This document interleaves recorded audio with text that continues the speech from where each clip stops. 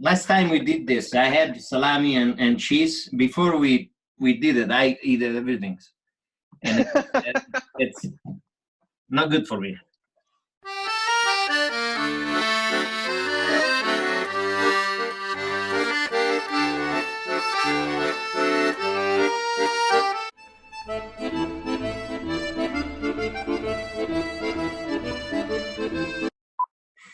Hi, Wine Merchants team. Welcome to another episode of Apericena with Stefano and Alex. Today we're going to be talking about a lovely wine from the south of Piedmont.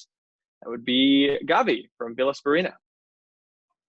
And it's a beautiful wine. I mean, Gavi is the history of a white wine in Piedmont. The Gavi grape is Cortese. And Cortese in Italian, it means gentle.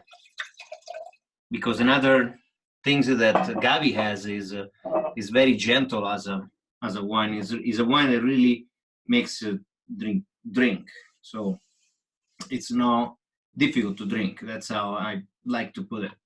This is a wine that can really get you because it's mineral. It has a good fruit. It's soft, and it's.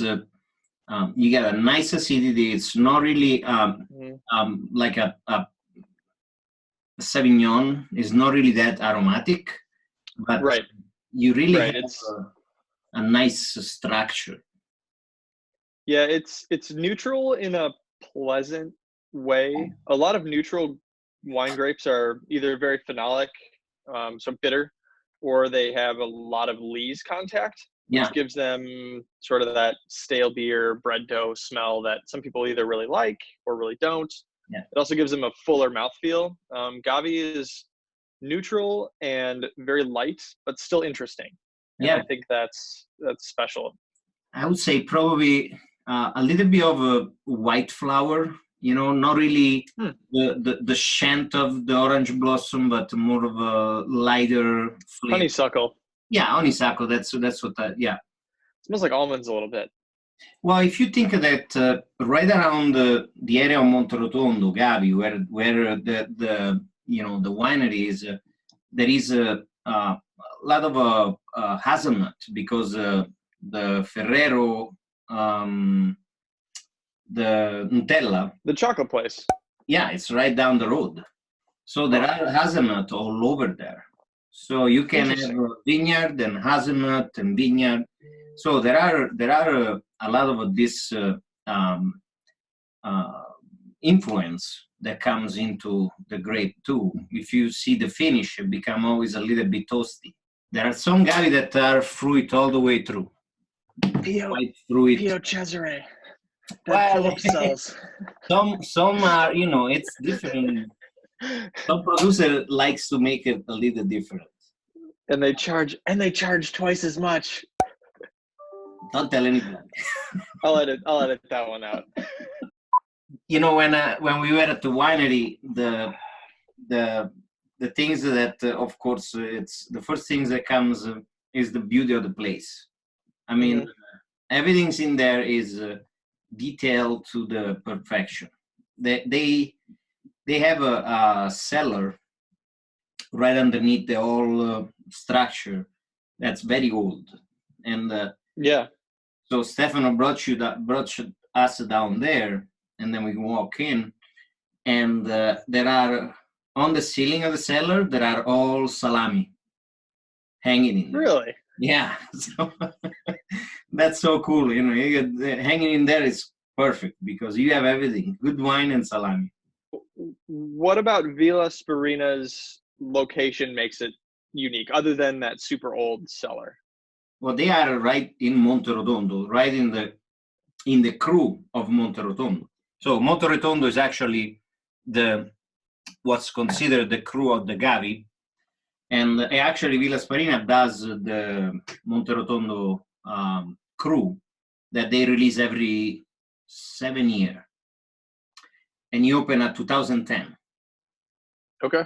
2010, white, of course, Gavi, Cru, Monterotondo. It was out of this world. When you drink in a white wine, you always think You gotta drink it fresh, and I agree. We all like white, fresh, nice, perfumey. But a nice bottle of Gavi with 3-4 year, it's perfect. I mean, this is a wine that has a very, very aging potential. I have a lot of a white wine that it's probably 4 to 5 years old, and every once in a while, you know what I had problem with French wine. Yeah, it's all a conspiracy. It is. No, it was a Sancerre. Now I remember. Yes. Sancerre? No. Yeah. And not even for cook. It was so bad. So I give up and I got some Italian wine.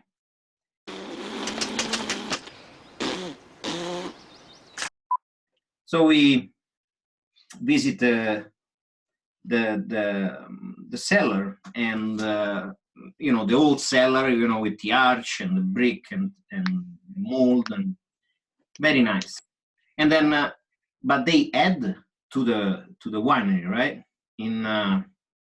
That's when the bottle came up, right? Because during the excavation they found some Roman ruin, and there were some bottles that were this shape, exactly like similar to this one. Of course, this is a bottle that is a copyright. Nobody can use this shape. You can find some are similar, but not exactly with this kind of a curve. And so they kind of got those old ruin, those bottles, and they look at it, they said, "Wow, maybe we should do something with this." And so they come up with this shape. Now, the color of the bottle resembles the color of the grape when it's mature.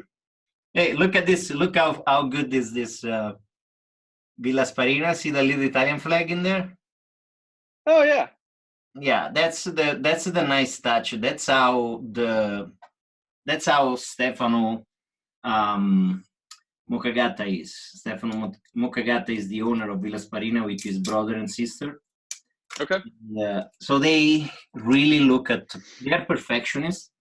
They always look to be unique, particular, and the shape of the bottle tells you a lot. And everything is unique about this wine. It's just we need the present of this wine, people buy it. I remember the first time doing putting on the shelf.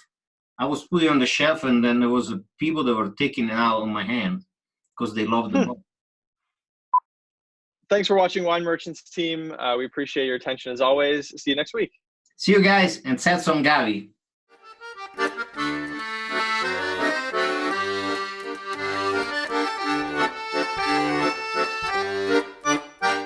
I went to buy this bottle of wine.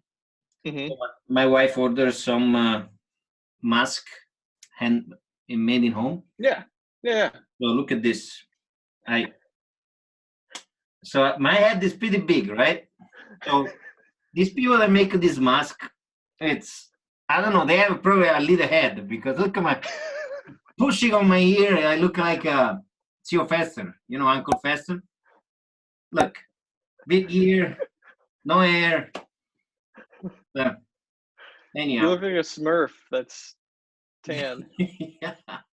Yeah. So anyhow.